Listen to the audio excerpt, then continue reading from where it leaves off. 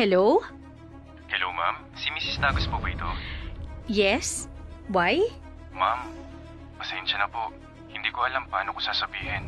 Pero si Sir Dante po, nadisgrasya po sa trabaho. Nakuryente siya at sinugod po sa ospital. Sinubukan pong i-revive pero hindi na po kinaya.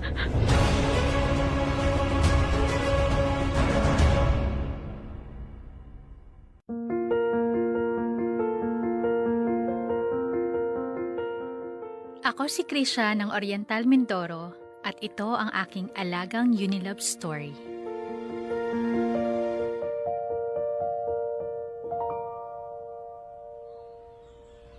Krisha, parang may iniinda ka. Medyo sumasakit kasi ang ulo ko. Naku, buti na lang. May dala akong biogesic. Eto oh, tubig na lang ang kulang. Grabe, ikaw talaga. Parang walking butika. Lagi kang handa. Hindi naman. Pero pagdating sa pangangailangan mo, dapat handa. Nako, ang smooth mo ha. Pero seryoso, napapansin ko, tuwing lumalabas tayo, sumasakto talaga ang sakit ng ulo ko. Buti lagi kang may dalang gamot. Tanda mo yung unang beses na sumakit ang ulo mo nung mag-date tayo. Wala akong may abot na gamot. Ayoko nung maulit yun. Kaya lagi na akong may stock ng biogesic para sa'yo. Ang considerate mo naman. Dahil gusto kong maalagaan ka kahit sa simpleng paraan. Aba, parang boyfriend na kung umasta. Pwede ba? Pwede ba ngayon? Ako na talaga? Dante, sa isang taon mong panliligaw, kahit minsan hindi mo ako pinilit o pinagod, palagi kang nandyan, consistent at sincere. Kaya, oo na Dante, sinasagot na kita. Krisha, totoo ba to? Grabe! As in, yes! Tayo na! Oo nga, ang ingay mo. Baka marinig tayo ng iba. Ano naman kung marinig nila? Gusto ko nga isigaw sa buong mundo. Krisha, girlfriend na kita! Ikaw talaga, nakakahiya ka.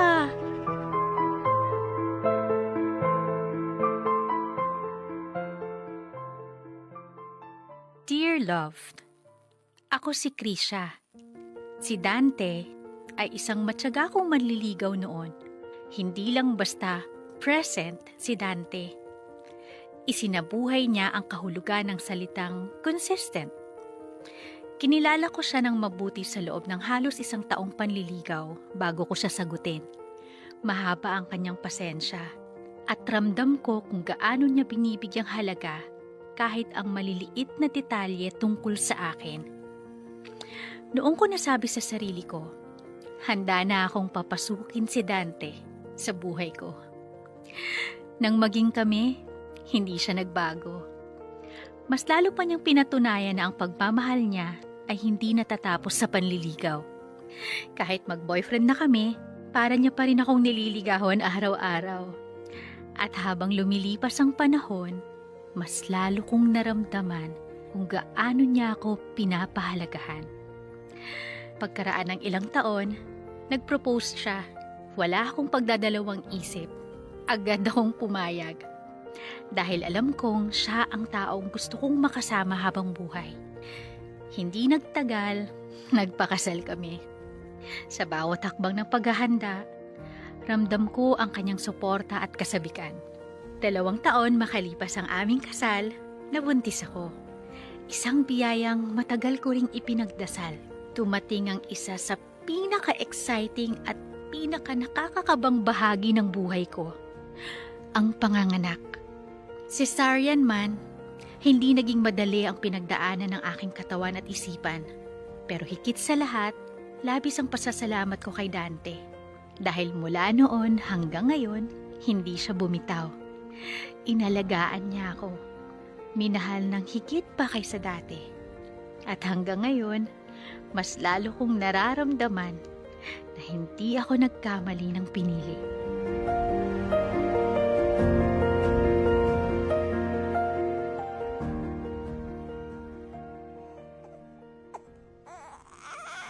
Mahal, may gusto ka bang kainin? Wala naman, mahal. Busog pa ako. Tubig kaya?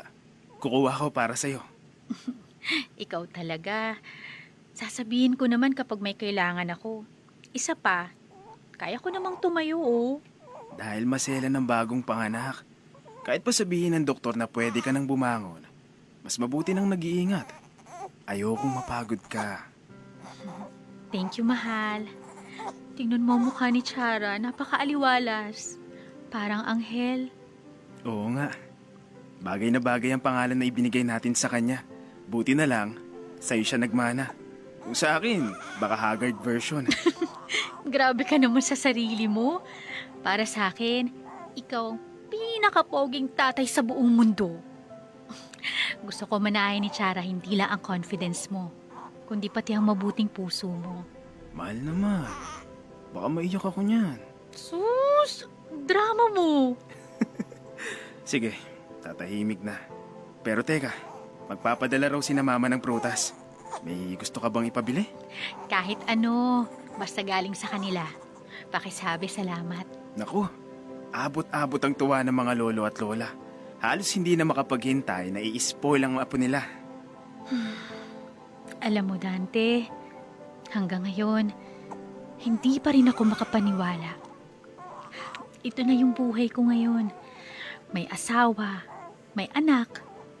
Hindi man tayo milyonaryo, pero pakiramdam ko, sobrang yaman ko.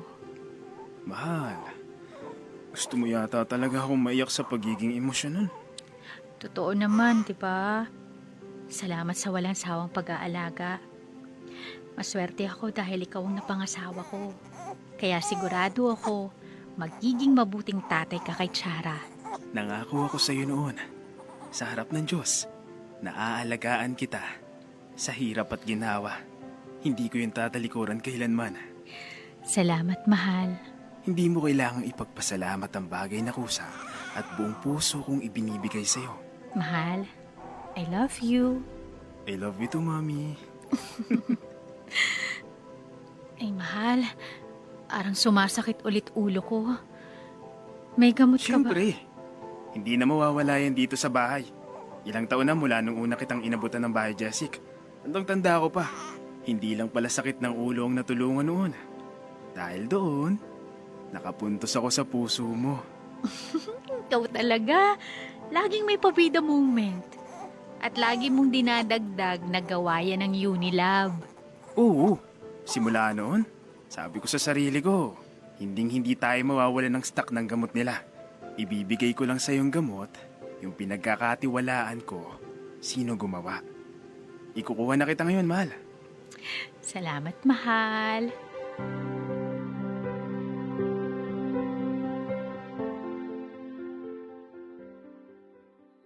Dear Love, sa bawat araw na lumilipas, lalo kong napapatunayang hindi ako nagkamali sa pagpili ng mapapangasawa.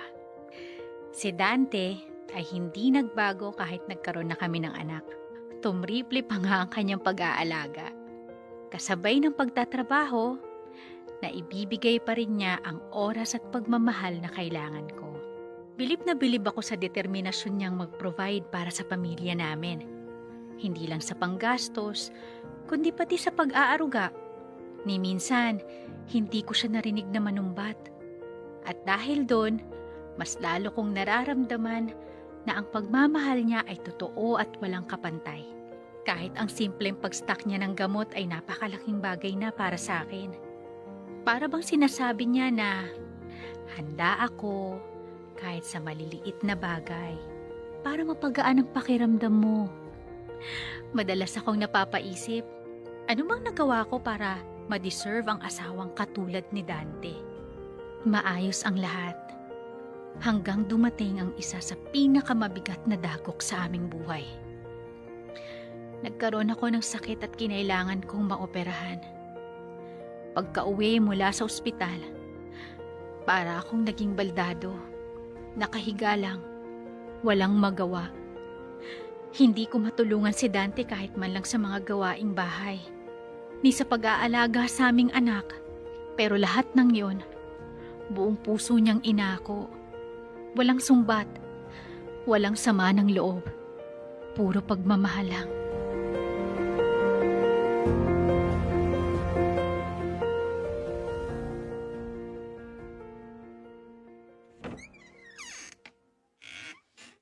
Mahal, I'm home.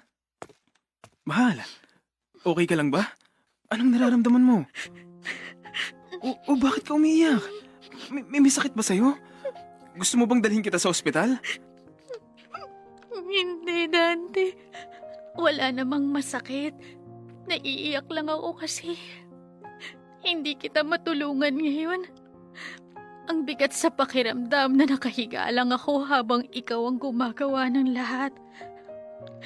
Para bang napapagod ako para sa'yo. Diyos ko, akala ko kung napano ka na. Mahal, ano ka ba?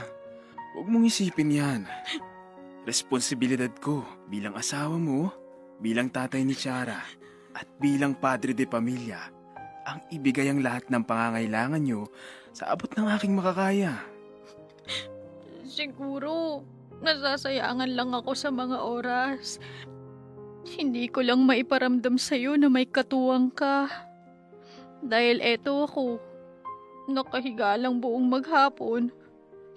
Kailangan pa nating humingi ng tulong kay na mama at papa para maalagaan si baby. Mahal, ang importante ngayon ay gumaling ka. Hindi habang buhay na ganito. Darating ang araw, makakabangon ka ulit. Kaya nga ako nandito. Kaya nandito rin ang pamilya natin. Para tulungan ka. Hindi mo kailangang pasanin ang lahat ng bagay na mag-isa. Pero ikaw, Dante, hindi ka ba napapagod? Ikaw na lang palagi ang kumikilos para sa atin. Nahihiya na ako. Mahal, anong nakakahiya? Masaya ako na napaglilingkuran kita. Masaya ako nakikita kang maayos at ligtas. Higit sa lahat, nakikita kitang lumalaban para sa iyong kalusugan. Alam mo kung bakit? Kasi mahal kita. Hindi ko alam kung paano ko masusuklian ang lahat ng ginagawa mo para sa akin. Hindi mo kailangang suklian. Ang hiling ko lang, makita kong bumalik ang lakas mo. Makita kong nakangiti ka na ulit. Kapag okay ka, okay na rin ako.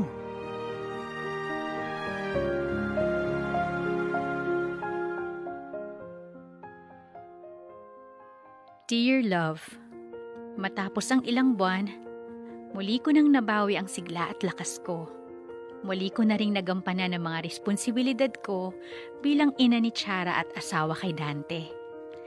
Masaya ako dahil pakiramdam ko ay nalampasan na namin ang unos. Magkasama naming tinawid ang mga hirap at pagod. At buo pa rin ang aming pagmamahalan. Akala ko tapos na ang lahat ng pagsubok. Pero nagkamali ako. Dumating ang isang dagok at pinakamadilim na araw ng buhay ko.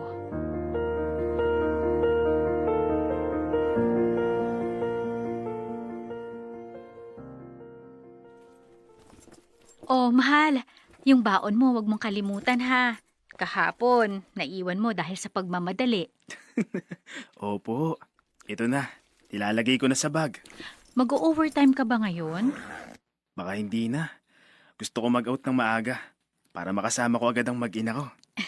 Sige, magluluto ako ng garlic buttered shrimp para sa dinner natin mamaya. Aba. Mas lalo tuloy akong nai-excite umuwi. Hindi ka pa nga nakakaalis pag uwi na agad ang nasa isip mo. Sige na, baka malate ka pa. Sandali. Magbababay lang si Daddy kay baby. Chara, pasok muna si Daddy sa work ha. Para may pang milk ka at para may pang rejuve si Mami. Bye-bye, Daddy! I love you, mahal. I love you too.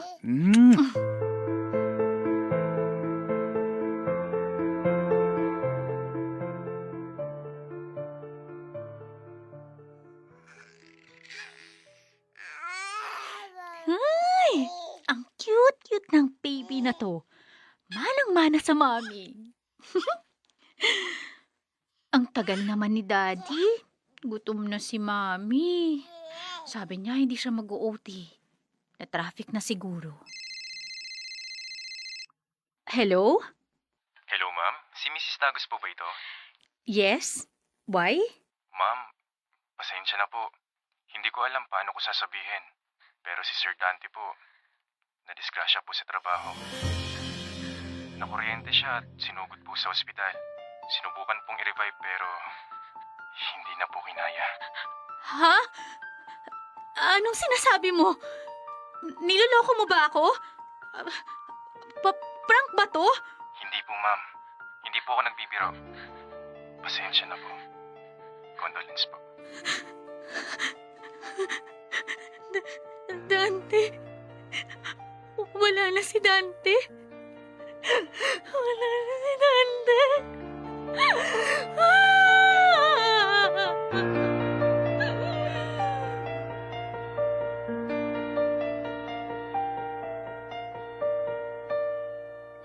Dear love, hinding-hindi ko makakalimutan ang pait at sakit ng araw na yon. Para akong mababaliw. Hindi ko alam kung paano sisimulan muli ang bawat araw. At sa mga sandaling gusto ko nang sumuko, pinanghahawakan ko na hanggang sa kabilang buhay ay nakabantay pa rin sa akin si Dante.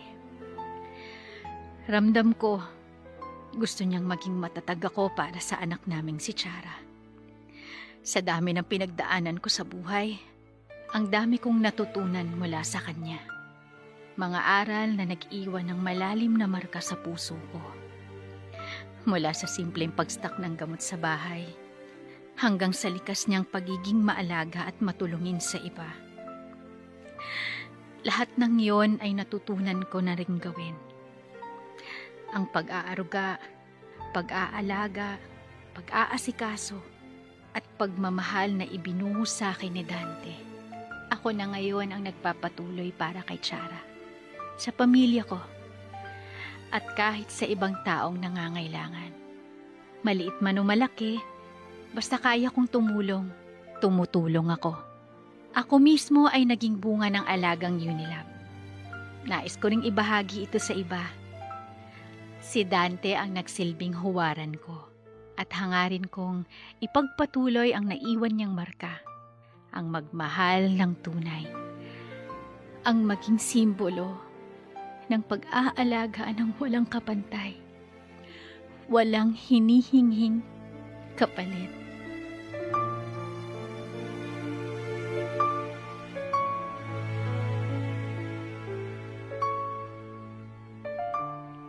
Paracetamol is the generic name of Biogesic. If symptoms persist, consult your doctor. Dear Love, araw-araw sa Love Radio.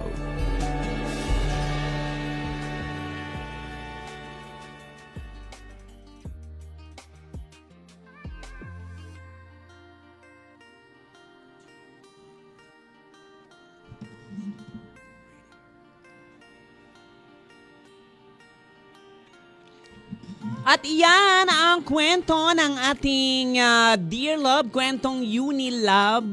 Ayan, na pinamagathang tunay. At yan ang kwento ni Krisha na sumulat sa Unilab. At na-share niya nga yung kwento na pagmamahal ng kanyang asawa or bilang ng kanyang asawa at of course, pagiging mabuting ama ni Dante, di ba? Na talaga namang bihira lang sa mga lalaki ang mga ganito. Kaya kapag meron ka ng ganitong asawa tapos mawawala lang sa iyo, napakasakit sa puso. Hindi mo ko alam kung paano ka makaka-move forward, di ba? Pero kailangan pa rin nating mag-move forward dahil meron pa rin tayong mga buhay na dapat buhayin, 'di ba? Tulad ng anak ni